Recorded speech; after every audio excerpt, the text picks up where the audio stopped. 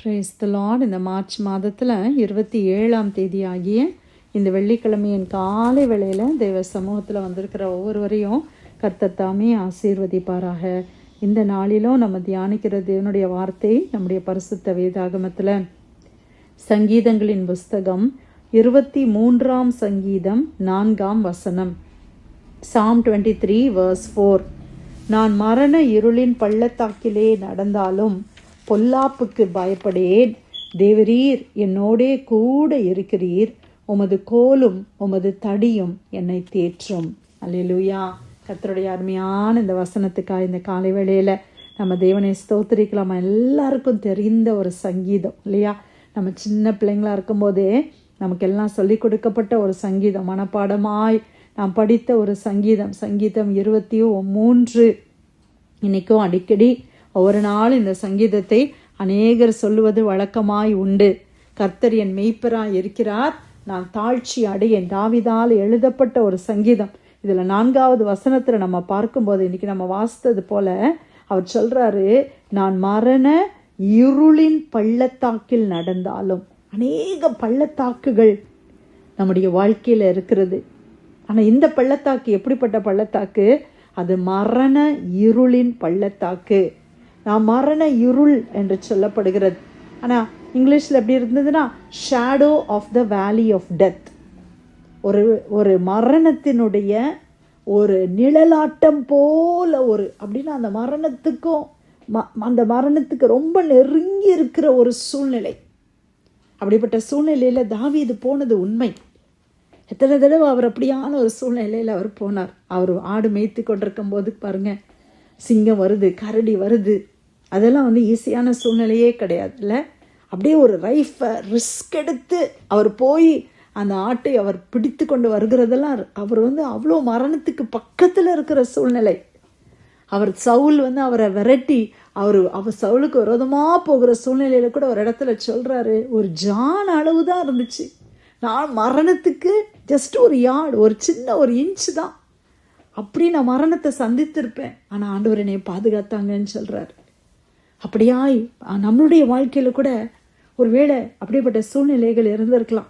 நம்ம யோசித்து பார்த்தோம்னா, இல்லை சில நேரத்தில் நம்ம சர்ஜரிக்கு போகிறோம், இல்லை சில ஃப்ளைட்ஸில் நம்ம வருகிறோம், இவ்வளோ காரில் ட்ராவல் பண்ணுறோம்.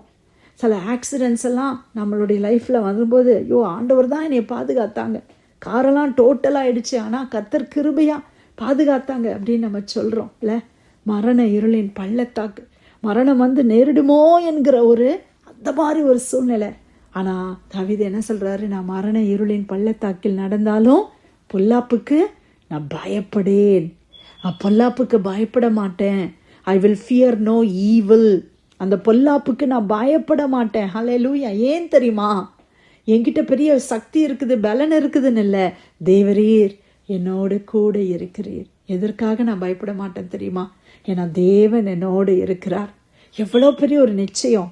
அன்னைக்கு தாவீதுக்கு அப்படி ஒரு நிச்சயம் இருந்துச்சு. பிரியமானவர்களே, நான் எந்த பாதையில் போனாலும், எப்படிப்பட்ட பள்ளத்தாக்கில் நான் போனாலும், மரணமே எனக்கு வரும் அப்படின்றது 100% உறுதியாக இருந்தாலும் நான் பயப்பட மாட்டேன். ஏன்னா கர்த்தர் என் கூட இருக்கிறார்.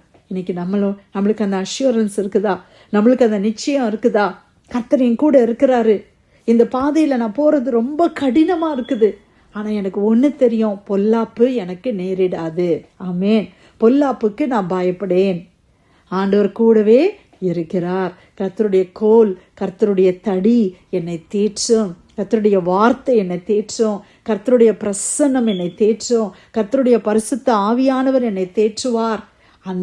அந்த ஒரு நம்பிக்கையை நாம் பெற்றுக்கொண்டோமே ஆனால் இந்த உலகத்தில் எதுவுமே நம்மளை பயமுறுத்த முடியாது. ஹல்லேலூயா. மனுஷனுக்கு இருக்கிற ரொம்ப பிக்கெஸ்ட் ஃபியர்னா டெத் இல்லை? மிஞ்சி போனால் நமக்கு என்ன நடக்கும்? மரணம். அதுக்கு மேலே ஒன்றும் இல்லை இல்லையா?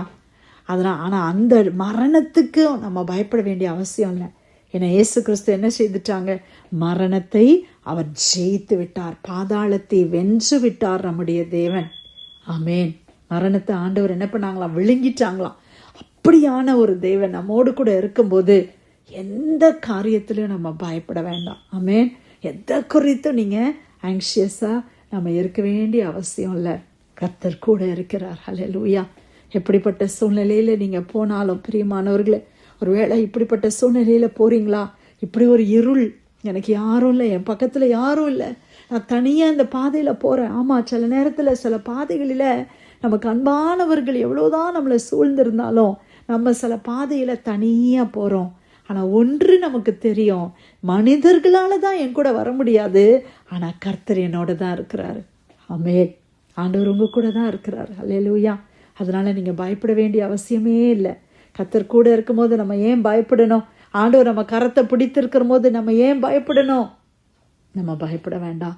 பொல்லாப்பு நேரிடாது. ஹல்லேலூயா. பொல்லாப்புக்கு நம்ம பயப்பட வேண்டாம்.